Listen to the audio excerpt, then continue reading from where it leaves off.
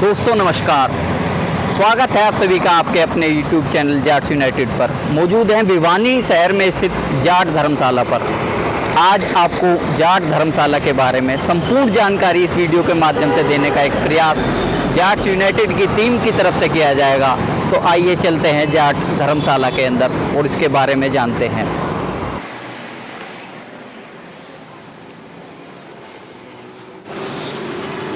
अब जैसे देख सकते हैं कि कैंपस शुरू होते ही जाट धर्मशाला का यहाँ पे एक मंदिर का भी निर्माण किया गया है और इसके दूसरी तरफ आप देख सकते हैं कि एक जनरेटर वगैरह जो एक ज़रूरी सामान है, लाइट भग जाए उस स्थिति में इसके लिए जनरेटर की भी व्यवस्था की गई है। और ये अब आपको जो इसका परिसर है उसके अंदर आपको ले जाते हैं। एक भव्य धर्मशाला जाट समाज की तरफ से आपको देखने को मिलेगी। ये जाट धर्मशाला 1989 में इसका निर्माण हुआ था। पहले जाट धर्मशाला दूसरी तरफ थी, बाद में इसको स्थानांतरित करके नए स्थान पर इसका निर्माण कराया गया। जैसे ही आप जाट धर्मशाला में एंटर करेंगे, आपको इसके दोनों तरफ जो इसके लिए दानदाता हैं उनकी एक सूची आपको देखने को मिल जाएगी। इसमें लगभग 61 नाम है जो जाट इसमें लगभग 21 नाम है जिन्होंने जाट धर्मशाला के निर्माण के लिए अपना अमूल्य योगदान दिया। दूसरी तरफ भी इसी तरह के जो आपको पट हैं उस पर आपको देखने को मिल जाएगा दानकर्ताओं की सूची, जो कि जाट धर्मशाला भिवानी में जिन्होंने अपना अमूल्य योगदान दिया है। अब आपको इसके अंदर का दिखाते हैं, जो एक कॉन्फ्रेंस रूम कह सकते हैं, जिसमें किसी भी सभा का आयोजन हो सकता है, किसी भी कार्यक्रम का आप आयोजन करवा सकते हैं। एक बड़ा सेमिनार हॉल या ऑडिटोरियम के रूप में आप इसको देख सकते हैं। यहाँ पे जो हमारे जाट समाज से जुड़े हुए योद्धा हैं या महापुरुष हैं उनकी आपको फ़ोटो देखने को मिलेगी। सबसे पहले जो सुनील चौरान हैं, जाट आंदोलन में अपने प्राणों की आहुति उन्होंने दी। उसके बाद अमर राजा नाहर सिंह है, 1857 के हीरो, बल्लभगढ़ जाट रियासत से थे। उसके बाद चौधरी रणवीर सिंह हुड्डा, देश की आज़ादी में अपना अहम योगदान दिया, स्वतंत्रता सेनानी हैं। संयुक्त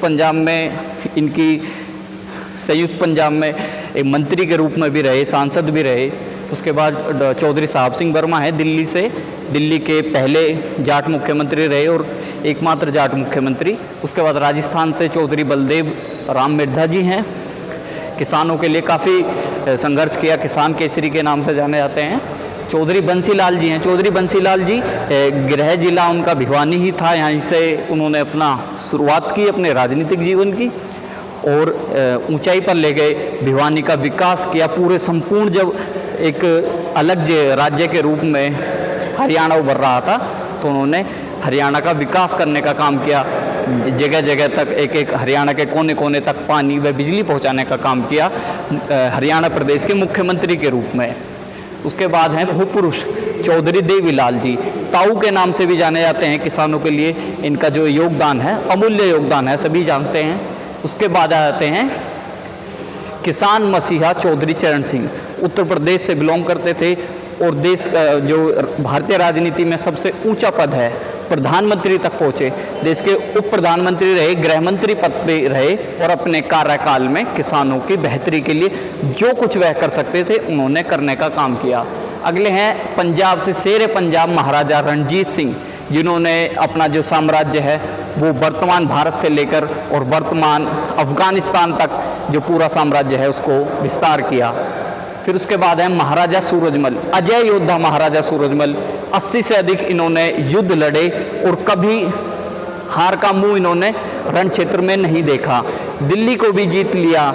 और उसके बाद हम आगे दिखाते हैं और भी जो हमारे समाज के योद्धा हैं या उन्होंने किसी भी रूप में समाज का नाम रोशन करने का काम किया है। समाज में एक उनकी अलग छवि है। दीनबंधु सर छोटू राम जी जो पंजाब के गृह मंत्री रहे, किसानों के मसीहा, दलितों के दीन बंधु और तरह तरह की इन्हें उपाधि दी जाती है इनके कामों को देखते हुए। वर्तमान हरियाणा से ही बिलोंग करते थे, रोहतक जिले से। और उसके बाद हैं दानवीर सेठ छाजूराम भी जो भिवानी जिला है इसी से ताल्लुक़ रखते थे, अलखपुरा गांव से।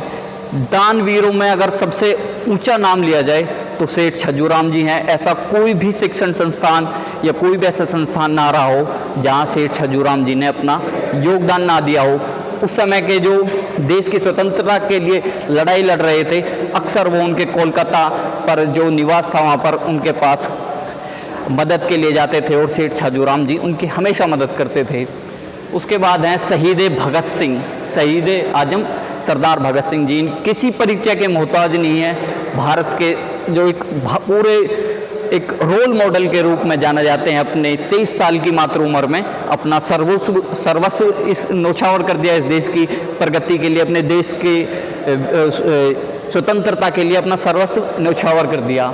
वीर तेजाजी जाट राजस्थान से आते हैं। राजस्थान में इन्हें एक पूजा जाता है एक उसके रूप में, क्योंकि इनका भी एक अलग योगदान था। एक लच्छा गुजरी नाम से वो थी, उनकी गाय को बचाने के लिए अपने प्राणों की आहुति इन्होंने अपने उसमें दे दी थी।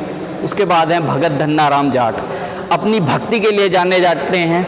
जैसे कि जाट समाज का तमाम क्षेत्रों में योगदान है, ऐसे ही भक्ति में भी सेठ जो धन्ना जी हैं उनका नाम एक अलग स्तर पर लिया जाता है। जब भी भक्ति की बात होगी सेठ धन्ना भगत जी का नाम अवश्य आएगा। उसके बाद हैं भारतीय बॉक्सिंग के संस्थापक।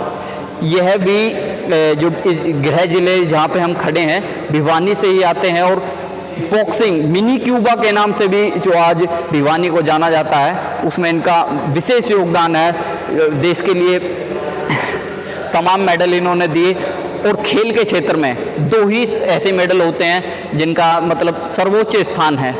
अर्जुन अवार्ड खेल के रूप में और सिखाने के रूप में द्रोणाचार्य अवार्ड, एक गुरु के रूप में भी और एक खिलाड़ी के रूप में भी सर्वश्रेष्ठ माने जाते हैं। इनके ऊपर अभी एक फिल्म भी बनने जा रही है जिसमें एक एक्टिंग करने वाले हैं सूरज पंचोली, और इन्हीं के नाम से वो फिल्म है। और बॉक्सिंग के क्षेत्र में सबसे ऊंचा योगदान हवा सिंह जी चौरान जी की तरफ से रहा। उसके बाद हैं कप्तान लीलाराम पहलवान जी, पद्मश्री से भी इन्हें नवाजा गया इनकी कुश्ती के उस रूप में। और फिर हैं मेजर जनरल उमराव सिंह सांगवान, यह जाटों के हरियाणा के जो प्रथम मेजर जनरल हैं, इनका नाम है मेजर जनरल उमराव सिंह सांगवान जी। उसके बाद हैं परमजीत ताराचंद जी महाराज, ये जो कि जन्म स्थान विनोद, ये भी जिला जो भिवानी है यहीं के निवासी थे। और उसके बाद सबसे लास्ट में हम आपको जिस शख्सियत से रूबरू करा रहे हैं वो है चौधरी देवेंद्र सिंह गोदारा। जिस जाट धर्मशाला में हम इस समय मौजूद हैं, इसके संस्थापक प्रधान के रूप में इन्होंने इस पूरी जाट धर्मशाला का निर्माण किया। और एक भव्य निर्माण जिसका आपने परिदृश्य अभी देखा, उसके यह संस्थापक थे। हमारे कुछ यहाँ पे जो मौजूद बुजुर्ग हैं उनसे इस बारे में जानकारी करेंगे कि जो जाट धर्मशाला है कैसे इसका निर्माण हुआ और अब कैसा इसका रखरखाव हो रहा है। हमारे बुजुर्ग के रूप में इस पूरी जाट धर्मशाला का जो देख रेख कर रहे हैं, कोषाध्यक्ष हैं इस जाट धर्मशाला के चौधरी दिलबाग सिंह जी। चौधरी दिलबाग सिंह जी से मैं अनुरोध करूंगा कि इस जाट धर्मशाला के इतिहास के बारे में हमें थोड़ा बताएं, थोड़ा रूबरू कराएं। हमें ये जो है 1989 में सभा गठित की थी। उसके बाद हमने ये ज़मीन खरीदी और 2005 में इसका शुरुआत की बनानी, नई वाली नई जाट धर्मशाला 2005 में शुरुआत हुई और 2006 में ये हमने जनता को समर्पित करते हैं। और इसका जो है ना हमें चंदा से बनी है पूरी धर्मशाला, और डिस्ट्रिक्ट भिवानी से बाहर कोई चंदा नहीं लिया। हमने डिस्ट्रिक्ट भिवानी के ही सिर्फ जाटों का चंदा लिया, दूसरी जाति का भी किसी का चंदा नहीं लिया। और इसमें जो है 30 कमरे हैं और विद बिस्तर है 30 कमरे, और नॉर्मल इसके चार्ज हैं। उनके बारे में भी आपको वीडियो में भी ऊपर दिखाएंगे कि जो इसके कमरे हैं और उनका क्या शुल्क है, तय शुल्क है। अभी 2016 में एक अखिल ये जाट आरक्षण आंदोलन चला, तो उस समय भी यहाँ पर क्या परिस्थितियाँ रही थी उस समय, जब बताया जाता है कि जलाने का प्रयास किया गया? उस टाइम पर कुछ जो है शरणार्थी तत्व 2016 में जाट आरक्षण के दौरान यहाँ आए थे उन्होंने ये शीशे शाशे तोड़ दिए थे। यहाँ हमारा आदमी कोई था नहीं, शाम को चले गए थे सब। और जनरेटर जो था वहाँ हमारा गेट के पास, उसको आग लगा दी थी, वो जला दिया था। और बिल्डिंग का कोई ज़्यादा मतलब कोई नुकसान नहीं हो पाया। चलो ये बढ़िया रहा।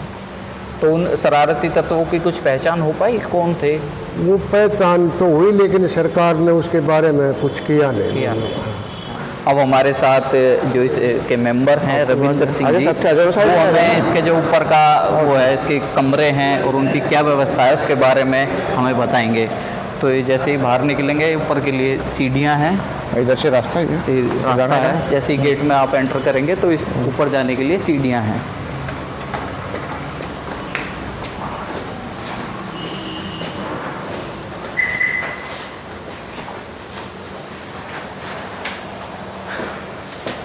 तो ये इमारत 2 मंजिला है? हाँ, ये 2 मंजिला इमारत, 2 मंजिला इमारत है। और ये इसके ऊपर वाला है, हाँ, सामने हमारी लाइब्रेरी है। ये सामने लाइब्रेरी है, अभी बंद है। अच्छा दिखाएं, अभी इसको ऊपर के बाद दिखा देंगे।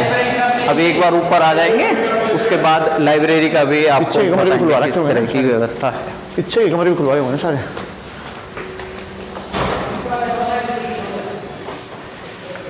आपका क्या नाम है अंकल जी? वीरेंद्र सिंह जी भी हमारे साथ हैं, तब से ही सहयोग कर रहे हैं काफ़ी। नहीं, धर्मशाला के मेंबर हैं ये भी, धर्मशाला के मेंबर हैं। और खोल देने वैसे खोल दे पूरे गेट। हाँ, ये कमरा नंबर 15 है, इसमें आप देख सकते हैं 2 4 8 बेड इसमें आपको देखने ये सिंगल बेड होते हैं। तो सिंगल बेड वाले कमरे का सिंगल बेड का 50 रुपये चार्ज कर लेते हैं। 50 रुपये चार्ज पर पर्सन। पर पर्सन। हाँ। और जैसे कोई गरीब आदमी भी हो तो उसके लिए कोई चार्ज नहीं लेते हम। जी जी, बहुत बढ़िया प्रयास है। किसान हो जैसे कोई, हाँ किसान हो, दूर दराज का कोई व्यक्ति जो ये कहे कि हमें मेरे पास पैसे नहीं है, तो कोई वैसी बात नहीं कि उसे जरूरत चार्ज भी करते हैं। बाई चांस किसी कोई मुसीबत में फंस जाए, पैसे खो जाए, इस तरह की स्थिति में पूरा समर्थन जाट धर्मशाला की तरफ से देखना। हाँ बिल्कुल, निःशुल्क वो होता है उनके लिए।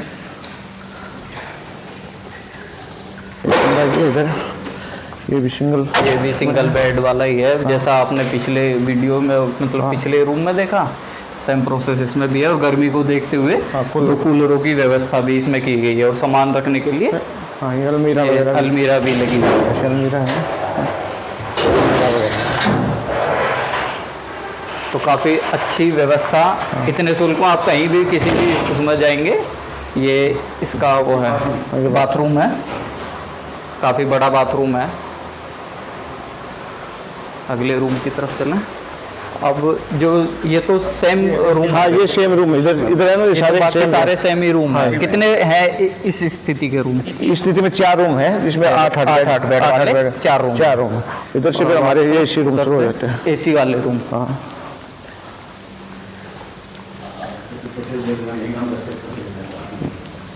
ये एसी रूम हमारे। ये आप इसमें देखेंगे 2 आदमियों के लिए, 2 आदमी के लिए, 2 आदमियों के लिए ये एक रूम है। इसमें आप देख सकते हैं टेलीविज़न और एसी। जो गर्मी को देखते हुए जिस प्रकार की भीषण गर्मी पड़ रही है, तो उसके लिए एसी और उसकी व्यवस्था की गई है। साथ ही इसमें भी जैसे बाकी कमरों में है अटैच बाथरूम, और साथ में अलमीरा का प्रबंध है। ये गैलरी हो जाएगी इसमें, छोटी सी है वैसी। हाँ तो ये इसी रूम आपने देखा। और वो है, इसमें 2 बंदों की व्यवस्था है, 2 व्यक्ति आराम से इसमें रह सकते हैं। उसके अलावा ये जो इसकी गैलरी, बड़ी गैलरी जाट महासभा, इसकी जाट धर्मशाला की है, टेरेस कह सकते हैं, जो पूरे शहर का आपको दृश्य देखने को मिल जाएगा। ये सामने वैश्य कॉलेज है इसका। अगर आप यहाँ आए और आपको इसके लैंडमार्क के रूप में वैश्य कॉलेज, आपको इससे मात्र 50 मीटर की दूरी पर वैश्य कॉलेज से आप जाट धर्मशाला भिवानी आ सकते हैं। सामने करोड़ीमल पार्क है, सामने करोड़ीमल पार्क भी है। और ये डिस्ट्रिक्ट लाइब्रेरी इधर है, ये बराबर ये नहीं, वो सामने, वो सामने नेकीराम डिस्ट्रिक्ट लाइब्रेरी, नेकीराम जो और रेड जो सामने। तो ये आपने इसका पूरा वो देखा। इसके 2 तरह के कमरे इसमें। हाँ, इसमें सिंगल बेड भी है, सिंगल बेड वाला कौन सा है? ये सिंगल बेड की है, सिंगल बेड। अच्छा, ये मतलब 8 बेड की व्यवस्था, लेकिन हाँ, ये डबल सिंगल बेड बेड का, डबल बेड का। डबल बेड की हमारे पास ये है, ये एसी के हैं। ये 5 बाकी कमरे, सारे 5 कमरे ये तो एसी के हैं। एसी के हैं, और साथ ही टेलीविजन की व्यवस्था इनमें की ये जाएगी। कूलर के शुरू हो जाएंगे फिर हमारे यहाँ से। फिर ये कूलर के शुरू हो जाएंगे। 2 व्यक्तियों के लिए हाँ, कूलर और टेलीविजन। टेलीविजन। ये आप देख सकते हैं, इसमें भी कूलर की जगह, और मतलब एसी की जगह कूलर ने ले ली है। बाकी व्यवस्था पूरी उसी तरीके से है जैसा आपने एसी रूम में देखा। और अलमीरा और अटैच बाथरूम इसमें भी आपको देखने को मिलेगा। इसका क्या शुल्क है? इसका 300 रुपये लेते हैं। 300 रुपये शुल्क है, जिसमें 2 हाँ, आदमी, 2 भी 3 भी आ सकते हैं, 3 भी आ कोई सकते दिक्कत हैं। नहीं। और एसी वाले के लिए एसी के 500 500 रुपये 2 व्यक्तियों के लिए, कोई ज़्यादा शुल्क नहीं है। और जो सिंगल रूम वाले हैं उनके लिए 50 रुपये हैं, जिसमें 8 बेड आपको 8 लोगों के लिए मिल जाएंगे। बाकी ये भी एक कूलर वाले कितने रूम है? कूलर वाले हमारे पास 5 30 में 5 25 रूम है। 25 रूम कूलर वाले हैं, और 5 रूम आपको एसी वाले देखने को मिलेंगे। गैस गीजर की व्यवस्था यहाँ पे जाट धर्मशाला में आपको देखने को मिल जाएगी। यहाँ सिलेंडर लगा देते हैं और जरूरत के मुताबिक यहाँ से पानी सब आदमी ले सकते हैं। जितना अब आपको नीचे लाइब्रेरी, इधर आओ, इधर और भी रूम है हमारे पास। और भी रूम है पीछे की साइड। ठीक है। ये तो खुला रहेगा, नीचे जाके पुराना पड़ेगा। खुला तो नहीं होगा, ये बंद। दोनों साइड से इसका अच्छा, पीछे से भी उतर सकते हैं और आगे से भी। हाँ, खुला है ये, ठीक। अब बाकी जो रूम है वो पीछे की साइड से आके यहाँ पर है। ये उससे भी नया परिसर लग रहा है। ये नई बिल्डिंग बनाई। ये उससे भी नई बिल्डिंग है, जो पुरानी बिल्डिंग थी उसके बाद नई बिल्डिंग की व्यवस्था की गई, और उसके बाद अब ये तीसरी नई बिल्डिंग है जो इसी से अटैच है। ये इसके कमरों के बारे में भी आपको दिखाएंगे।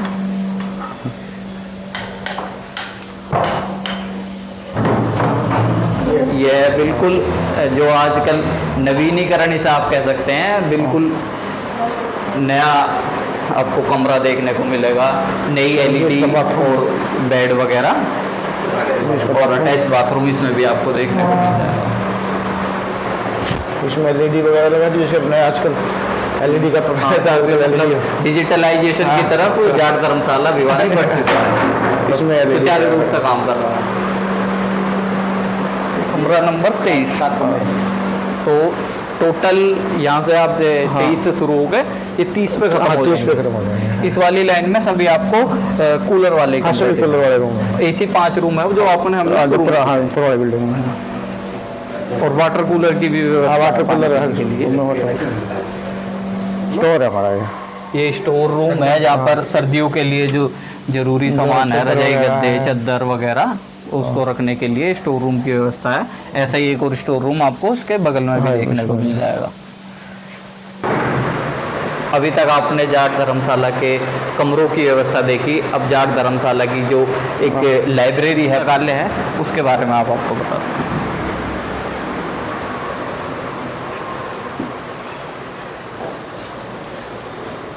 ये आप देख सकते हैं, जाट समाज से जो जुड़ी हुई धर्मशाला है उसमें काफ़ी ज़्यादा पुस्तकों का संग्रह इन्होंने किया हुआ है। तो इसमें जाट समाज से जुड़ी हुई, हाँ, जाट समाज से भी जुड़ी बुक हैं, और बच्चों में कंपटीशन की तैयारी की तैयारी।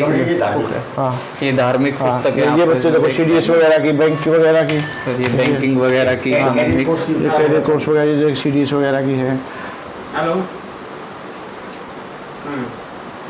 और ये आपके ये भी उसी में कहानी, और मतलब मिक्स हो गया लिटरेचर भी है।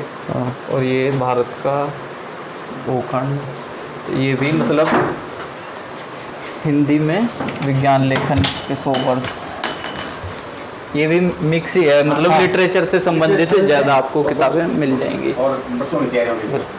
और इसके पीछे आप देख सकते हैं कि कंप्यूटर डिजिटलाइजेशन की तरफ, जैसा मैंने आपको बताया कि एक तो हो गया कि बच्चा कंपटीशन की तैयारी कर रहा है पुस्तकों के माध्यम से, उसके अलावा इंटरनेट पर उसे कोई आवश्यकता है तो वो इस कंप्यूटर से क्या नाम है मदद लेकर उस पर भी पढ़ाई कर सकता है। जाट इतिहास की पुस्तकें भी हमारे पुस्तकें भी हैं। जब लाइब्रेरी नहीं है ना, लाइब्रेरी होता तब तो अलग अलग निकाल के दिखा देता सब। हमारे साथ अब वीरेंद्र सिंह महलावत जी भी मौजूद हैं, जो कि जाट धर्मशाला के मेंबर के रूप में यहाँ पर अपनी सेवाएं दे रहे हैं। तो मैं वीरेंद्र जी, ये अंकल जी जो क्या नाम है, कुछ लोग जैसे इस परिसर में अपना कोई सामाजिक कार्यक्रम करना चाहें या फिर ब्याह शादी है, तो उसके लिए क्या व्यवस्थाएं इसकी तरफ से होती हैं, क्या शुल्क उनकी तरफ से देखने को मिलता है? देखो ऐसा है कि ये संस्था हमारी जो नीचे थोड़ी देर पहले चौधरी दिलबाग सिंह जी। ने और रविंद्र जी ने आपको बताया, ये संस्था 1989 से दाता पे काम कर रही है। जी जी। इस संस्था को बनाने में हमारे समाज के दिवंगत और फिलहाल जो है उन बहुत महापुरुषों का योगदान रहा है, जिन्होंने खून पसीने से भिवानी शहर में जिस चीज़ की हमें कमी बहुत महसूस होती थी, वो जाट धर्मशाला सभा का गठन किया गया और इस भवन को निर्माण करने में उनका सहयोग रहा। जी जी। उसमें मैं आपको मोटे तौर पे चौधरी दिवंगत चौधरी जय सिंह गब्बू, चौधरी संपूर्ण सिंह, चौधरी सुल्तान सिंह जी, चौधरी चंद्र सिंह आर्य जी, चौधरी धनबीर नेहरा जी, चौधरी सुंदर सिंह, चौधरी जंगवीर सिंह एक्स MP भिवानी लोकसभा के, और रविंद्र सिंह, बलवंत सिंह, तिलकराज जी, ऐसे अनेक जो लंबी सूची है जाएगी। तो उनके सबके सहयोग से दिन रात मेहनत करने से इस सुंदर भवन का जहाँ आप खड़े हो उसका निर्माण हुआ और ये समाज के लिए, सर्व समाज के लिए भवन तैयार हुआ है। इसमें ऐसी कोई नहीं है कि भाई सिर्फ जाट ही आएंगे, इसमें पहले आओ पहले पाओ की हमारी संस्था ने एक नियम बना रखा है जी। अगर किसी भी समाज से बंदे ने आके यहाँ अपनी रसीद कटवा ली, उसके बाद इस संस्था के प्रधान का भी बच्चों की शादी होगी तो वो नहीं होगी, यानी प्रायोरिटी उसको है जो आ गया। प्रोटोकॉल है कि एक जिसने पहले बुकिंग करा दी पहले उसी का होगा। और पहले तो हमको शुरुआत में 11,000 थे, जैसे जैसे महंगाई बढ़ती गई 21 हुए, अब 31,000 इनका वो लेते हैं। जो सुविधा आपको बड़े बड़े रिजॉर्ट्स में नहीं मिलती वो सुविधा यहाँ मिलती है। कम्युनिटी सेंटर में भी आप जाएंगे तो 31,000 में हमारे पास जनरेटर है जी, हलवाई के सारे बड़े बर्तन हैं जी, 300 कुर्सियाँ हैं, ये सारी चीज़ अंदर की जो लाइटिंग सब हमको उसी 31,000 में देते हैं। 31,000 में पूरा एक सेटअप पूरा सेटअप देते हैं और पूरा बड़े आराम से हमारे आदमी यहाँ तत्पर रहते हैं, कोई बाहर की कोई यहाँ एंट्री नहीं होती। तो ये भवन को सुचारू रूप से चलाने के लिए इन सब की जिम्मेदारी जो यहाँ बैठते हैं सब की जिम्मेदारी अपने घर की तरह समझते हैं और संस्था को बड़े चाव से इन्होंने पाल रखा है। और पूरे भिवानी शहर में आप कहीं भी पता कर लो, अगर फंक्शन साल में 200 होते हैं तो 100 फंक्शन हमारे यहाँ आपको मिलेंगे। मतलब 50% लोग उनको प्रायोरिटी उनकी ये रहती है क्यों मिनिमम प्राइस में और मैक्सिमम उनको सुविधा मिलती है यहाँ, अफोर्डेबल प्राइस मिलती है और उनको यहाँ सिक्योरिटी पूरी है, कोई बाहर का आदमी भी यहाँ एंट्री नहीं होती। तो ये समाज के सहयोग से बहुत अच्छी तरह से इस संस्था का काम चल रहा है और आगे भी कोशिश यही रहेगी आगे इसी भारत फले फूले। ये इस संस्था तो मैं जाट समाज के तमाम उन महापुरुषों का धन्यवाद करना चाहूँगा जिन्होंने अथक प्रयास से इस जाट धर्मशाला भिवानी का निर्माण किया और साथ ही धन्यवाद करना चाहूँगा जो इस समय हमारे साथी बुजुर्ग साथी हमारे साथ जाट धर्मशाला में मौजूद हैं और लगातार प्रयास कर रहे हैं इसे और बेहतर बनाने का। आपने पीछे भी देखा कि नए परिसर का निर्माण किया गया जहाँ और कमरे की व्यवस्था की गई। तो इसी तरीके से आप सभी के जो जाट समाज है उसी के अथक प्रयासों से और भी शहरों में जिनमें जाट धर्मशाला या जाट शिक्षण संस्थान या जाट हॉस्टल या ऐसी संस्थान नहीं है, आप सभी के सहयोग से इनके निर्माण की आवश्यकता है, जिससे कि जाट समाज के युवा जाट समाज के लोगों को इसकी जो सुविधाएं हैं वो मिल सकें। आप सभी का बहुत बहुत धन्यवाद, आपने इतना जो समय है उसको दिखाने में दिया, बहुत बहुत धन्यवाद। जय हिंद, जय भारत, जय जवान, जय किसान।